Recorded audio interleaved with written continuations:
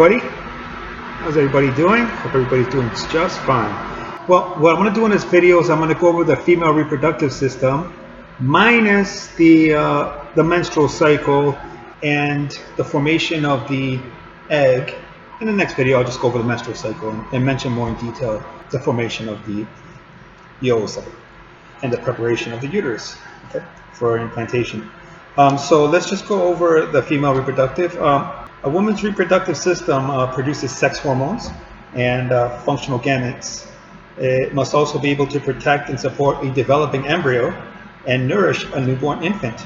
The main organs of the female reproductive system are the ovaries, the uterine tubes, the uterus, the vagina, and the components of the external genitalia such as the clitoris and the labia majora and minora.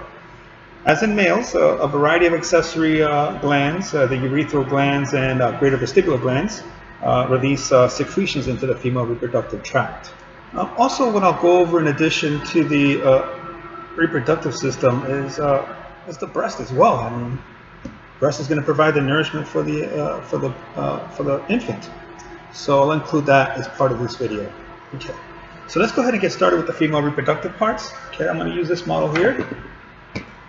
Alright, so this is a nice little cross-section of the female reproductive system. I think it's a really good model. It shows you everything that you need to know. Okay, alright, so let's first start off with the, like we did with the males, the site of the gamete production. The site of the gamete production will be at the ovary. One thing I do want to mention real briefly about the male and female is pretty interesting is that everybody is female up to the second month of fetal life. It isn't until the excess release of testosterone that allows the reproductive parts of at that moment of female, second month of fetal life, to start descending or going down. It's called the descent of the testes. So try to think of the male and female being homologous. A lot of the components are similar to each other, okay? Like the ovary, it's similar to the male testes. The Bartholin's gland is similar to the Cowper's gland in the male. The labia majora can be like the scrotum. The fallopian tube is like the male vas deferens. So the additional feature that the female has is that she has a uterus, and that's very important to house the child. So let's get started, shall we? Okay, now, over here you have let's look at this part. I'm going to take this off for a second. Here you can see the ovary, okay, this structure right here. I have another model here to show you real quick. So here you can see the ovary. This is supposed to represent this part right there. Okay, kind of like looking away from each other there. All right, so inside this yellow that you see here with the red, inside the yellow would be these structures here, which are going to be the oocytes. We'll go over more in detail in the menstrual cycle, but the oocytes are produced in the ovary. Okay, so this is what it looks like. And then from there, the oocyte will be picked up by the fallopian tube.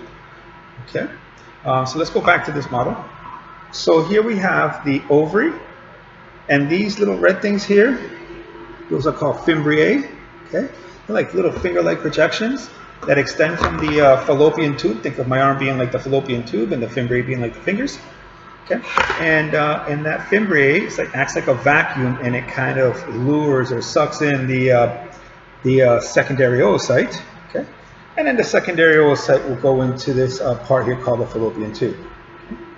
The fallopian tube is going to be made up of three different parts. You have the infundibulum, which is the first part. You have the ampulla, and then you have the isthmus, which is the part that connects to the uterus. Okay? In the infundibulum / ampulla, that's where the ideal sweet spot is for the sperm to come and go inside the egg. So you hope that the conception happens here. Okay, and then the egg and sperm will come together about 7 days and go into the uterus. Okay. All right, so let's look at the uterus next. Okay. Okay, so up here you can see the uterus right here. Okay, let me take that off. The uterus is right there. You see the pink and the red right there. Pink and, not the one below with the pink, that's the urinary bladder, the one on the top here. Okay, and that's the uterus. Okay, we're going to go more into detail of the uterus, but suffice it to say for now, we have here, this is the, there's three layers of the uterus inside. You have the pink and the red is called the endometrium. Okay, the pink is actually the functionalis, and the red is the basal. And this is the part that sloughs off during the menstrual cycle each month. Okay. And then you have the next layer, which is the myometrium, which is the muscular layer.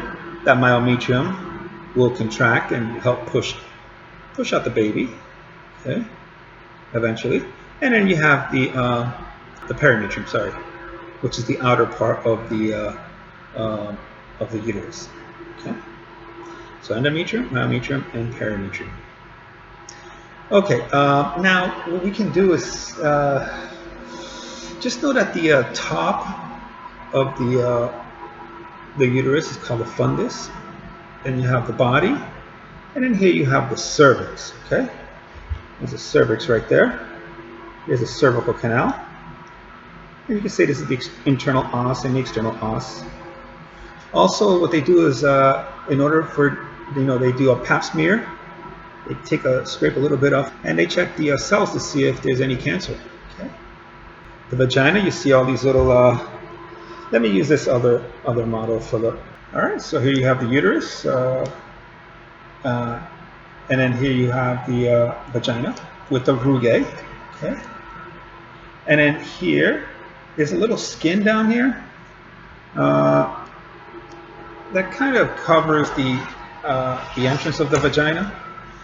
It's got little holes in it, so you definitely got air coming in and out of it, but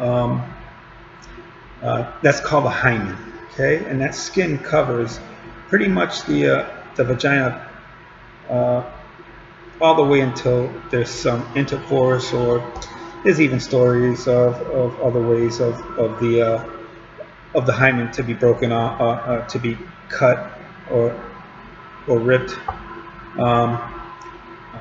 And in some cultures, if that hymen is broken before copulation, then that could spell disaster for the female. All right, so we got the hymen, then we got the labia minora, and then here we have the labia majora. Okay, so labia minora, labia majora. Okay, over here in the front here, you have the mons pubis.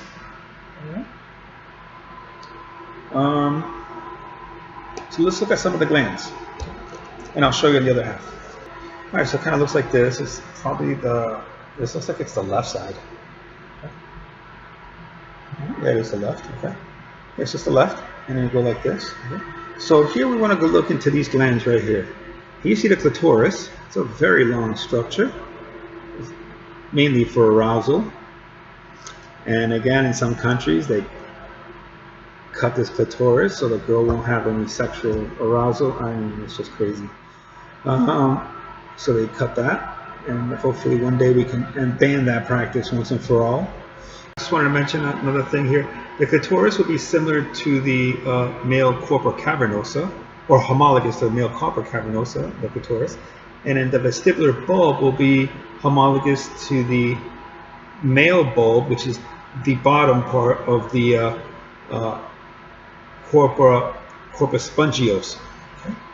Then here you have the Bartholin's gland, okay, which would be homologous to the male Copper's gland. Okay, it helps lubricate the vagina. Okay, so that's pretty much it. All the different parts of the female, without getting too much into the ovarian cycle or menstrual cycle. So let's just go over finally here. Let's go over the breast. Okay.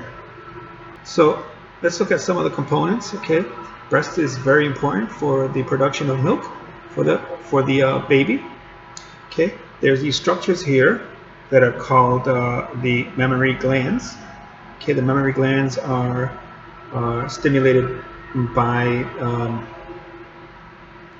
by prolactin to produce milk. Okay, then that milk will travel from the mammary glands to the lactiferous ducts, which are these little lines right here, and into this like kind of more swelling looking part here.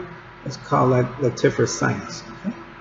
So the milk goes from the mammary glands into lactiferous duct, lactiferous sinus, and there's a hormone called oxytocin that will help eject that milk to come out here through the nipple, which is surrounded by the areola. Okay? Here you see the pectoral fat pad and some lymphatic vessels. I know it's tempted to say these are suspensory ligaments, but they're not, because you can see some lymph nodes up here connected to these lymphatic ducts. And if you want to say maybe suspensory ligaments, then maybe you can say these little lines right here, these little white lines right there. That helps keep the breast to fight against gravity, but eventually gravity is going to prevail. All right, so that's it basically for the female reproductive parts. So on the next video, what I'll do is that I'll go over the ovarian cycle and the uterine cycle, collectively known as the menstrual cycle. Okay. So we'll do that next. Okay. Hope you like this video. Hopefully this will help you out. If you have any questions or comments, let me know. All right. Make sure to like and subscribe. And I will see you in the next video. Take care. Bye.